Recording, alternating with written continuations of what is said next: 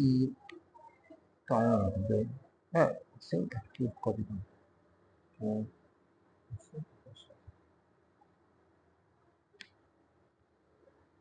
Hello viewers, in this video tutorial we are going to consider the proof to how the derivative of the natural log of x is formed. So we're considering using the definition of derivative as we have been using in our previous proof as related to derivative. So first, let's state what the derivative is next. It says that if you have a function f of x which is the same as y, and if that function is equal to the natural log of x, which is also called L in x, and you are willing to find the derivative f prime of x or the y dx or y prime.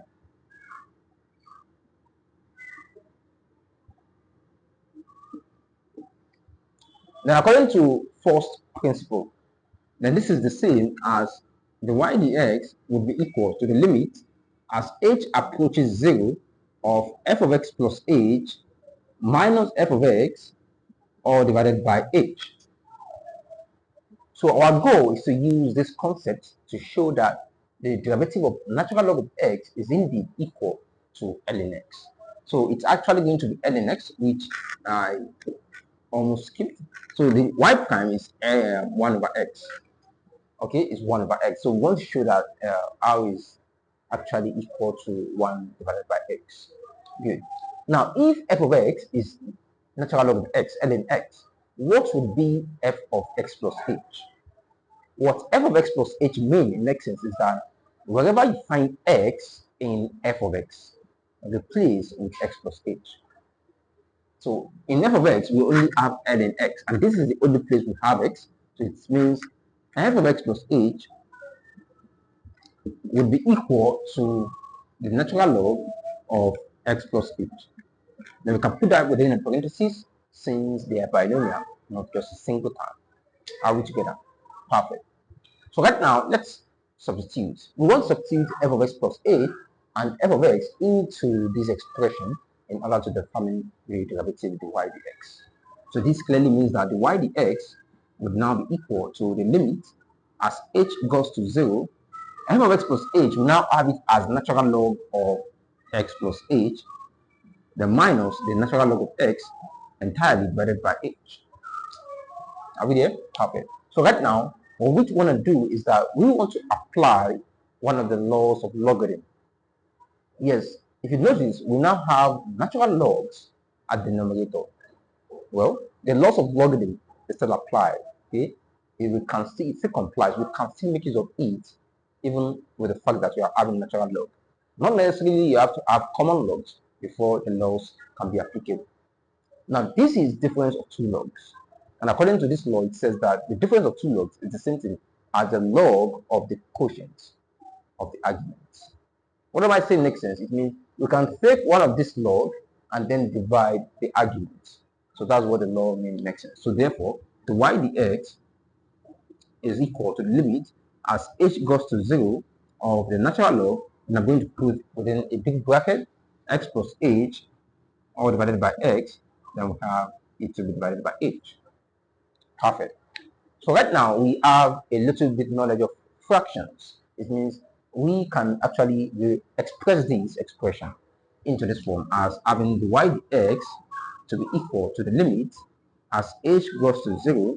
And instead of having this compound, we can just express this h as 1 over h, the natural log of x plus h, all divided by x.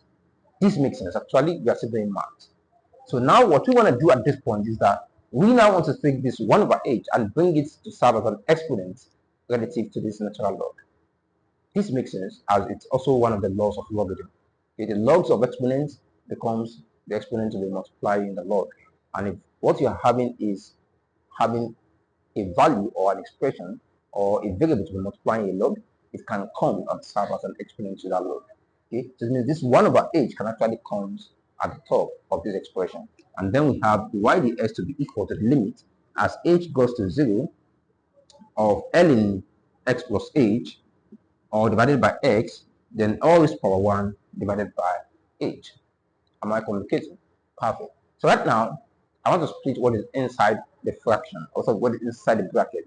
This argument, I want to split it.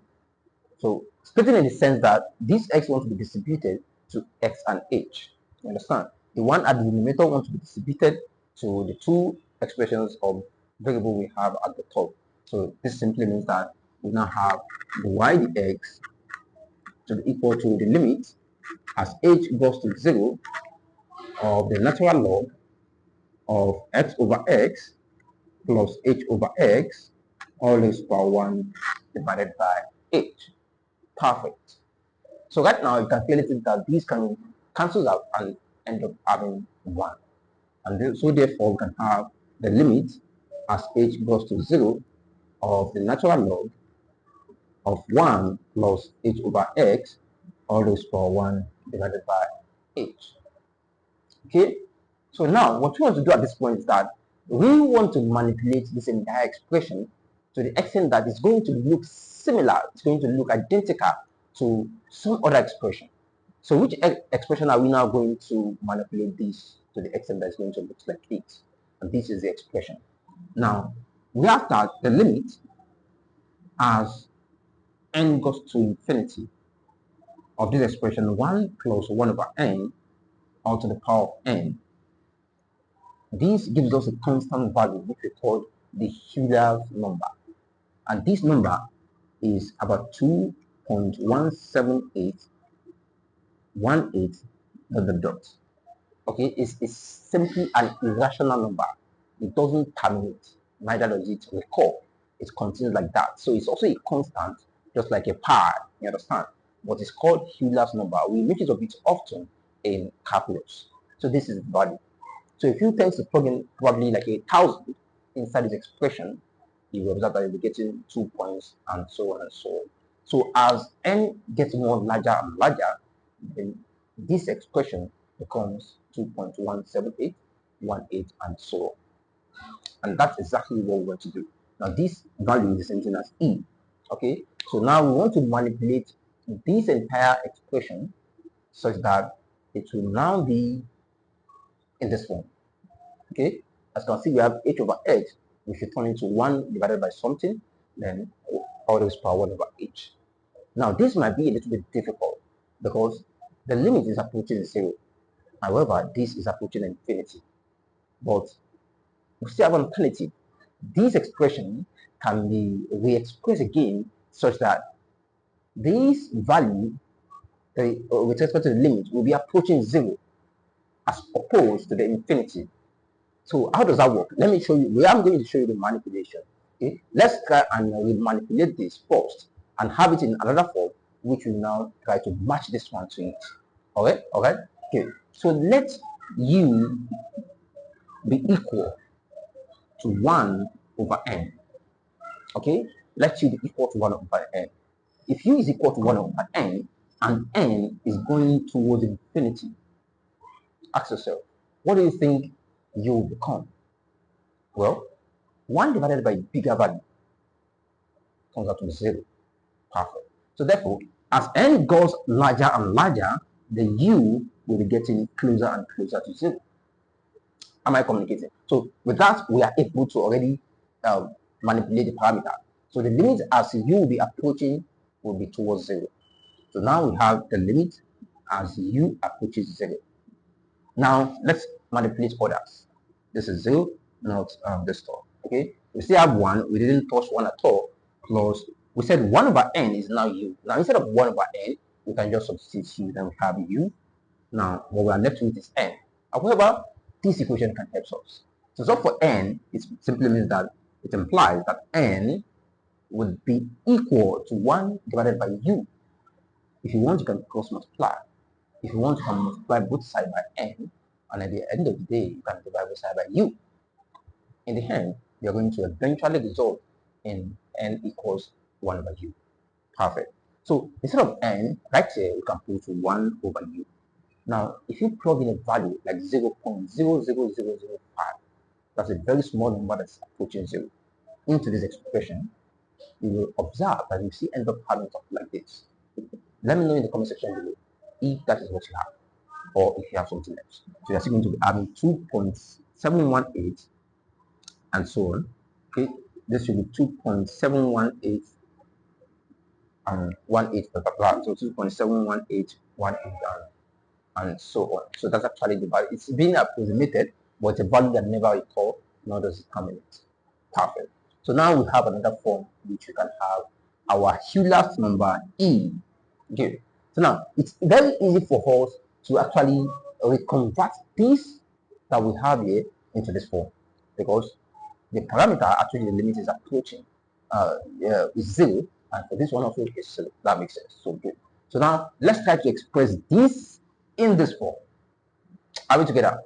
Perfect. So let's move on. So now what we are going to do is that let's use u again, so that at the end of the day we are going to have exactly this. So let u be equal to h over x. Okay. So it implies that the y dx will be equal to the limit as, okay, we are trying to substitute box. So let u be equal to h over x. Okay, if u is equal to h over x, and as h is going closer and closer to 0, regardless of what x is, u also will be approaching 0. Am I communicating? So as h is going closer and closer to 0, regardless of what x is, u also will be approaching 0. So as h goes to 0, u will also go to 0. That makes sense. So right now, so instead of having h over x here, we're going to put u. Then we want to express this. This is 1 over h. That's actually what we want to solve for. So what would be 1 over h? Let's solve for h here. It implies that h will be equal to ux. And if h is equal to ux, taking the reciprocal of h, the reciprocal is like u taking 1 over that thing.